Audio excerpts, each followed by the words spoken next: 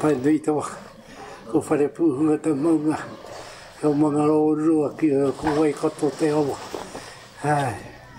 Ko piki tū I tōku marae ko Ngāti Huri. Ko te kōkoro pātete. E ki wainga nui te āhuatanga o te atua. E ki te noho nei ki te marae nei ko au ki te taha ki taku mā e ko oku mātua ko piripiro ko okoro. Ki te taha te rā ki te whare. Ki te taha te kāuta me ngā pātaka. Ke noho ana te whare ki te rā. E tine. E mātau mua au o taku whānau.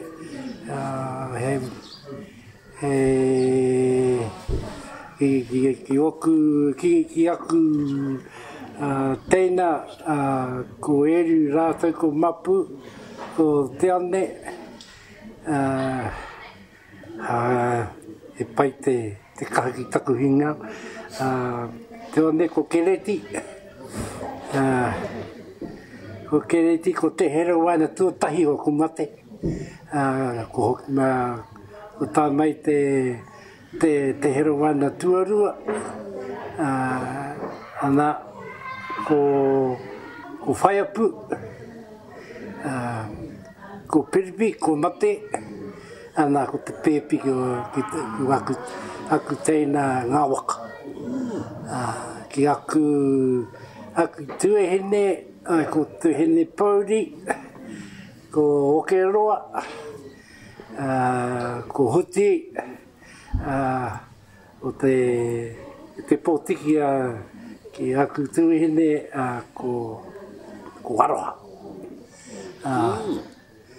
Engari, e te kaumārima ngā tamariki o aku mātua. Tuatahi ko mate te pēpi I roto ki taku whaia. I roto te tinana. Ana ko mate te taku tēnā a te hera waina. He tori ngā mara mai ana ko mate. E te kaumārima tamariki. Ko au te mātāmua. I aku wahine me ngā tamariki moko pune nā korera ki taku pāpa ki au ki te whare wairua rokau. E tino tāhua te kōrero. He kōrero ki taku pāpa.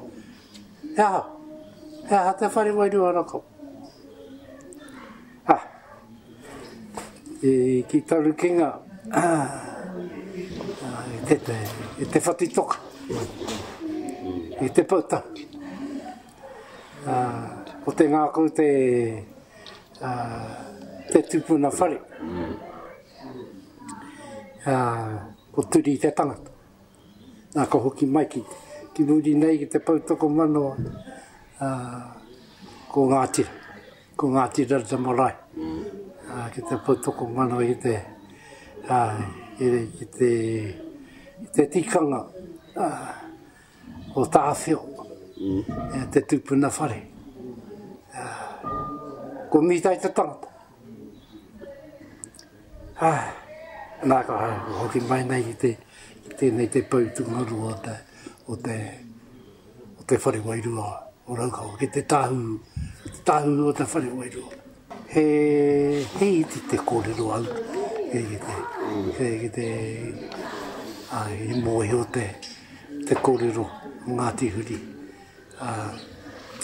Engari ki te whakarongo au ki te kōrero kia mā ki taku whānau, ki taku uri, ki te kōrero ki te kupu Ngāti Huri. Engari he te taha te katakata. And I don't think they were trying to hide it from us. Is that the name Huri, Ngāti Huri. And as I grew older, and I discovered that we were intermarried within our own hapu. And I go, he kira. And engari, he pai. Ai. Koina lea mahi o te marae, intermarriage. Ai. Engari, ki wainga nei ki taku tēnei, ki taku, wai, ki taku tēnei. Ki taku tēnei a Kereti. He met this beautiful puti ātau in Auckland. And before long, aia. Utan mai te moko. Because Mum and Dad went up to Auckland to meet this puti. And my father, he was a stickler. He always asked, A sticker? What's your name? What's your name? Who's your parents? Where you come from? Because Kennedy sitting there going, here we go. There you go. And she said, she was an enormous big. And because kutaku mama, or kutaku kuia, I te taku mama, he almost big.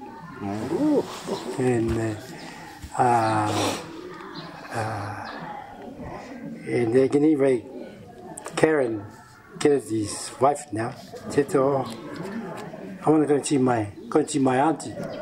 Where? Otara. Kennedy said, yeah, okay. So they went on the bus. Went to Otara and they're walking up the driveway. And Kennedy goes, is this where your auntie stays? Yes. You saw? Yep. They turned around and went in the gate and his auntie standing at the doorway. And he looks and he goes, is that your auntie? Yeah, well that's my auntie too. And there was Auntie Simo and Uncle Dave Amake. And he's going. So anyway, he talks to his father, to Dad. Dad goes, that's why I asked. Go wait till ingoa. Go wait till mātu. Wow, engari. And they got a lovely family now. So hi, he pai te ahu o te ingoa huri.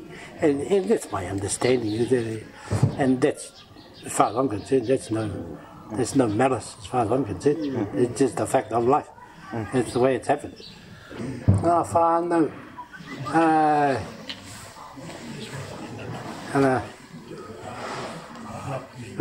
Kia mātou.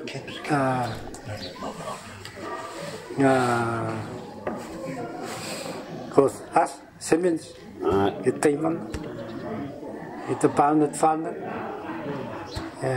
Oi, e nui toni te ngā whānau I wainganui te āhua o te hapu nei. The Tiha whānau, in the middle, married into the bands. Oh, wow. Ki te rangatira ki te rā, kero. Kia mātou po, pihopa. Anā ki te whakapapa ki te rā. I roto I te, ngā tupuna I roto nei te tupuna whare. He nui toni te whānau ki tēnei roi.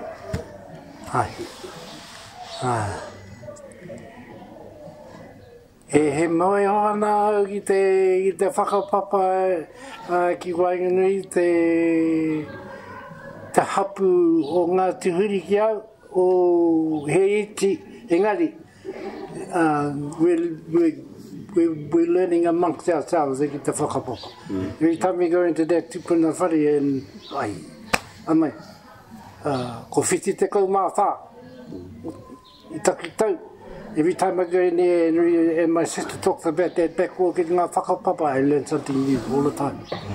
And that's the sad part, that when we were kids, my dad, he talked to us about whakapapa nearly every day.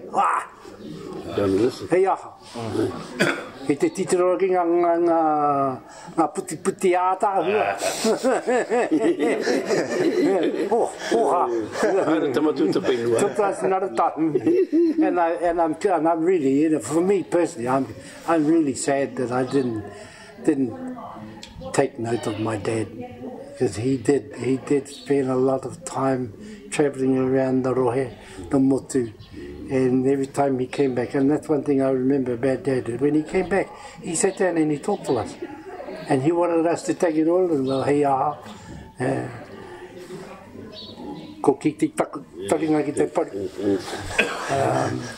And I'm really ashamed and sad about all of that, because he was trying to give us something valuable to learn for the rest of our lives. And we're suffering for it now. Well, some of us, for me in particular. But listening to my cousins and the family around, we pick up these things. We pick up the knowledge of whakapa, the knowledge of our taini waka. Of course, just of late, learning about te āhuatanga o te paukai. Because I personally, well, we weren't told like what we're doing now, in sharing with our pakeke the knowledge of things like the paukai, things like things, you know, I te kaua, me te tikanga o te marae.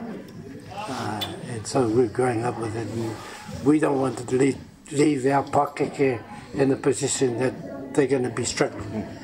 And so we've decided that we will, well, we've already done it, we've established through kōrero,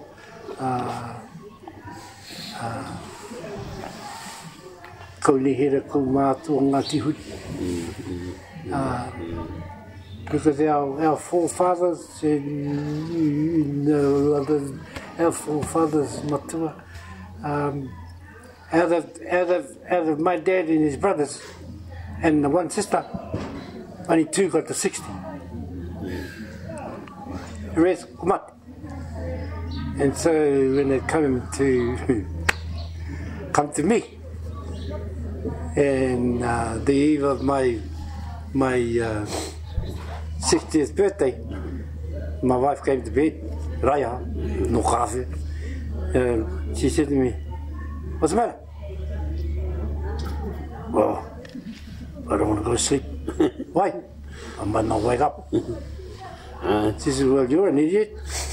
And I said, "Why is that?" She said, "Have a look at the clock." And it was 1:30 in the morning, so I was already 60. And so that was a big joy, because that was a real thing, noticeable thing here, that our forefathers were dropping before 60. And so when we think about them today,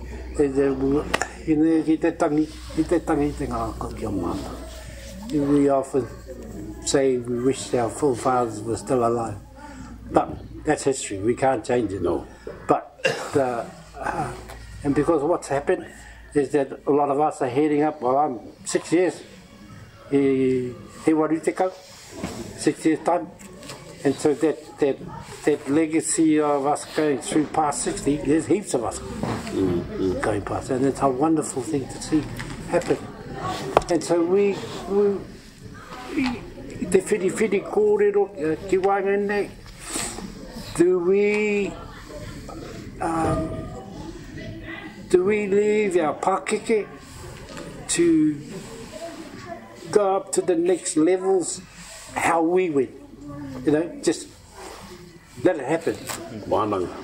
And we decided no, we've got to leave some form of legacy behind for our pakeke in terms of tikanga, kaua, maintain that tikanga and kaua, and how did these old coots deal with issues pertaining to the marae.